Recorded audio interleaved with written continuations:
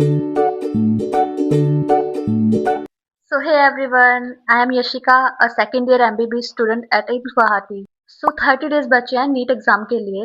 आप लोग बहुत टेंशन में होगे आई नो, और आप मेरी थंबनेल देखकर ही मेरी यूट्यूब वीडियो में आए होंगे, तो आपको पता होगा कि मैं आज क्या बताने वाली हूँ।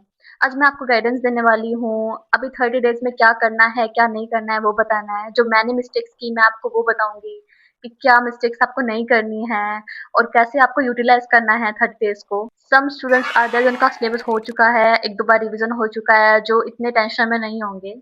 पर कुछ स्टूडेंट ऐसे भी होंगे जिनका बहुत लैग चल रहा है, बहुत ज्यादा उनका बैकलॉग है और बहुत वीक टॉपिक्स रह गए हैं उनके, और वो टेंशन में है कि मॉक टेस्ट दें या फिर इनको कवर करें। ये 30 डेज ना बहुत क्रूशियल है आप लोगों के लिए। सो प्लीज आपको ना इसमें हार्ड वर्क नहीं करना है, इसमें आपको स्मार्ट वर्क करना है।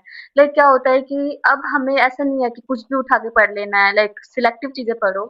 लाइक कुछ टॉपिक्स होते हैं जो बहुत ज्यादा इंपॉर्टेंट होते हैं, बहुत स्कोरिंग होते हैं, आप उनको सबसे पहले करो। लाइक उसमें से अगर कोई भी क्वेश्चन आए तो आप मतलब आपको वो आना चाहिए, ऐसा नहीं है कि आपसे आपने वो गलत कर दिया है। तो सबसे मेन है कि आपको पर्टिकुलर कुछ टॉपिक्स होते हैं, कुछ चैप्टर्स हैं जो आपको पहले पढ़ने हैं, अच्छे से पढ़ने हैं। लाइक आप उसमें कोई भी मार ना खाओ अगर वो नीट में आता है तो। देखो यार, भगवान नहीं जानता कि क्या होगा क्या नहीं होगा, लेकिन आप मेहनत तो करोगे ना। आपको अपने मार्क्स बूस्ट करने के लिए मेहनत तो करनी पड़ेगी। तो आप मेरी बात सुनो। देखो मैं बहुत ज़्यादा पैनिक लेने वाली लड़की हूँ। इतनी-इतनी बातों में बहुत ज़्यादा पैनिक करती हूँ, रोती हूँ। तो मैं आपको मतलब समझ सकती हूँ क्योंकि मैं उस स्टेज पे थी। आपको मतलब एनसीईआरटी नहीं छोड़नी है बायो की, और आपने आज अभी तक जो भी नोट्स बनाए होंगे हर सब्जेक्ट के, आपको वो पढ़ने हैं। अब आपको बुक को टच नहीं करना है। ऐसा नहीं है कि आप कुछ भी उठा रहे हो जो आपने आज तक पढ़ा ही नहीं है वो उठा रहे हो। अब बुक्स नहीं पढ़नी है, अब आपको नोट्स और पीवाईक्यूज़।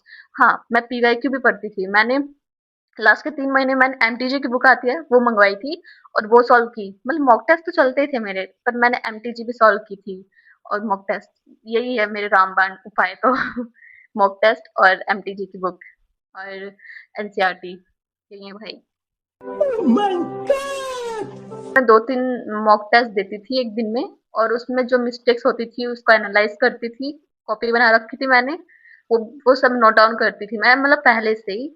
तो क्या होता था, मैं अब लास्ट के टाइम में मैंने उनको भी एक बार पढ़ा जो भी मेरे क्वेश्चन आज तक गलत हुए थे। और देखो बायो के लिए एनसीईआरटी को से आप खोल के पी जाओ। लाइक अब तो कितनी बात तो पढ़ ही चुके होंगे आप लोग। A few moments later. Silly mistakes इनका आप मतलब ध्यान रखना बिल्कुल। मैं जो आपको यहाँ पे ज्ञान दे रही हूँ, मैं खुद नीट के पेपर में इतना गलतियां करके आई हूँ। 3-4 क्वेश्चन मैंने सिली मिस्टेक से गलत किए थे। लाइक आज मैं कहीं और भी हो सकती थी उनकी वजह से। अच्छी जगह पे, मतलब और अच्छी जगह पे, लाइक नो मैं अभी भी बहुत अच्छी जगह पे हूँ, पर मैं और अच्छी जगह हो सकती थी। क्या पता मुझे एम्स दिल्ली मिल जाता। Oh my God।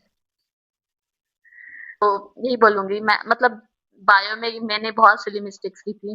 लाइक जैसे एमसीक्यूज आते हैं उसमें, मतलब मैच द कॉलम, उसमें क्या होता है कि एक दो ऑप्शन ऐसे होते हैं जो थोड़े सिमिलर दिखते हैं, मतलब थोड़ा बहुत चेंज होता है, और मैंने उनको ऐसे मत ध्यान नहीं दिया इतना, और ऐसे करके गलती से वो टिक कर दिया। मैंने पढ़ा ही नहीं अच्छे से।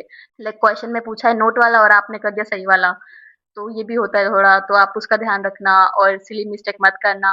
एंजाइटी बिल्कुल नहीं होनी चाहिए पेपर में, बिल्कुल फ्रेश माइंड से पेपर करना है आपको। और हाँ, लास्ट में कि ऐसा नहीं है कि डर के मारे आपने छोड़ ही दिया कि चलो छोड़ो, 2026 तो नहीं होगा मुझसे, अब मैं करूंगा या करूंगी 2027 वाले में। कुछ लोग होंगे जिनका बैकलॉग बचा होगा और वो क्या सोचते हैं कि नहीं, हम मॉक टेस्ट नहीं करेंगे, पहले पहले हम हमारा सिलेबस कंप्लीट करेंगे, उसके बाद हम मॉक टेस्ट करेंगे।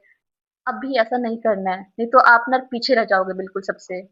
अभी आपको सिर्फ मॉक टेस्ट ही देने हैं। अब उससे आपको गलतियां सीखनी है, क्योंकि फाइनल आपका पेपर तो है नहीं कि आपको इसी के बेसिस पे आपको कॉलेज मिलेगा। तो क्यों मॉक टेस्ट क्यों होते हैं? हमारी गलतियां सुधारने के लिए होता है कि हम वो गलतियां जाके एग्जाम में ना करें।